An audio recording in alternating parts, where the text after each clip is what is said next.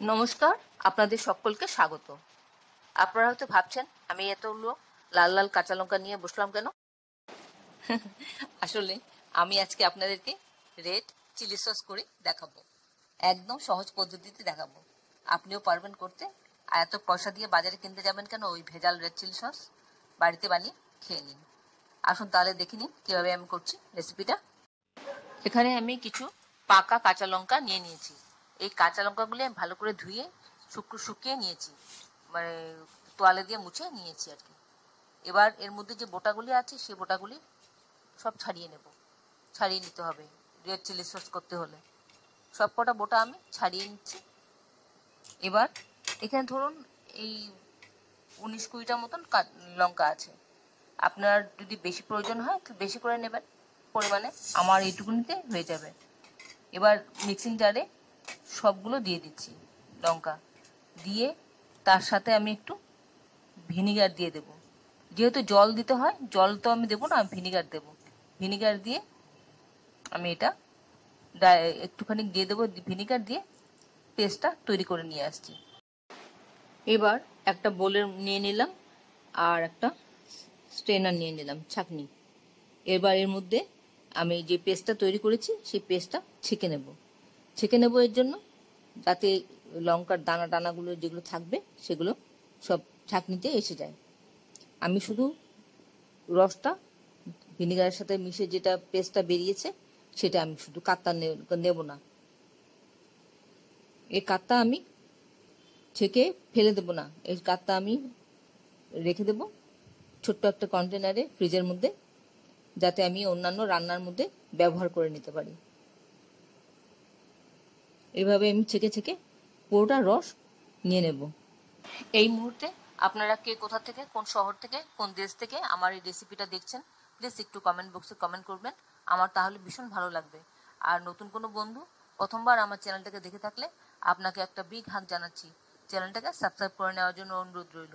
পাশে বেল আইকনটা অ্যাক্টিভেট করে নেবেন, যাতে পরবর্তী আমার সমস্ত রেসিপির নোটিফিকেশন সবার আগে আপনার কাছে এসে পৌঁছয়।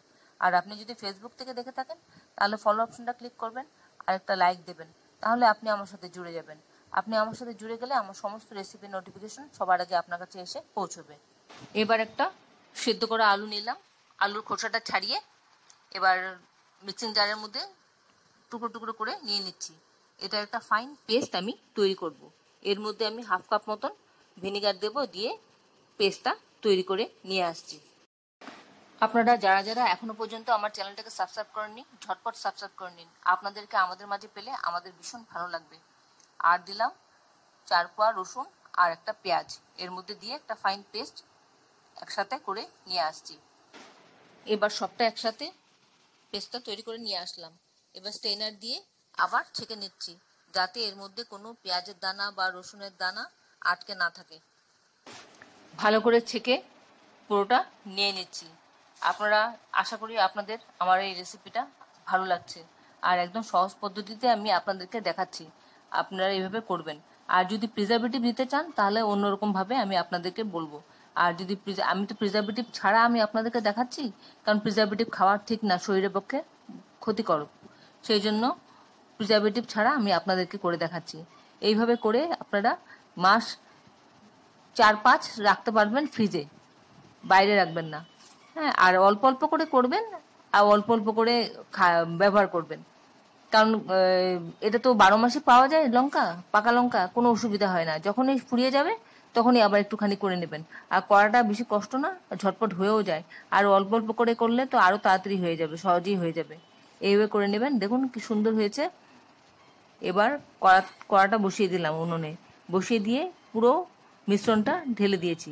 এবার এর মধ্যে দিয়ে দিলাম স্বাদ অনুযায়ী নুন, আর নুন দিয়ে দিচ্ছি, আর দেবো এর মধ্যে একটু চিনি।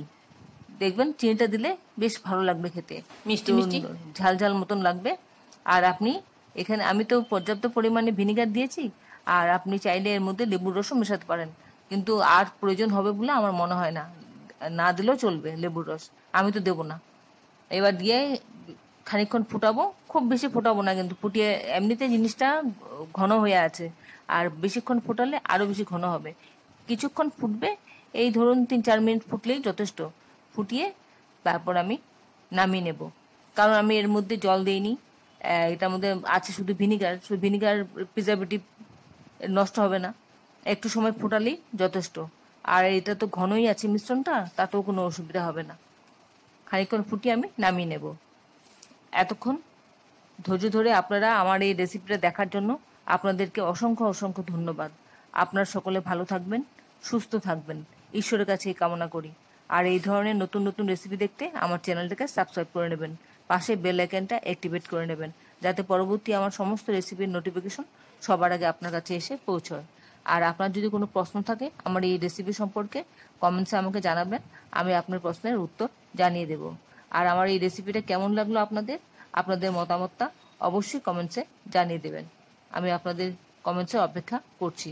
দেখুন একটু ঘন হতে কত সুন্দর কালারটা এসে গেছে লঙ্কার। মিশ্রণটা মোটামুটি ঠান্ডা হয়ে গেছে আমার এই সসটা। এবার আমি বোটলিং করে নেব। বোতলগুলি আমি ভালো করে ধুয়ে স্টেরিলাইজ করে আমি শুকিয়ে নিয়েছি। এবার এর মধ্যে আমি একটু গরম গরম অবস্থায় আমি এগুলো ঢেলে দেবো বোতলে। একদম ঠান্ডা করে কিন্তু ঢালবো না, একটু গরম অবস্থাতেই ঢালবো। আমি এইভাবে অল্প অল্প করে বোতলগুলি ভরে নিচ্ছি। বোতলগুলি ভরার সময় খেয়াল রাখতে হবে একদম যেন পুরোপুরি ভর্তি হয়ে না যায়, একটু যেন উপর দিকে গ্যাপ থাকে। হাওয়া এয়ার পাস হওয়ার জন্য একটু গ্যাপ রাখতে হবে, তাহলে জিনিসটা ভালো থাকবে। আশা করি এখন থেকে আর বাজার থেকে চিলি সস কিনবেন না। গ্রিন চিলিও একই পদ্ধতিতে করতে পারেন। আমি রেড চিলি করেছি, আমি গ্রিন চিলিও করি এরকম, আমি রেড চিলিও করি এরকম। খেতে অসাধারণ হয়।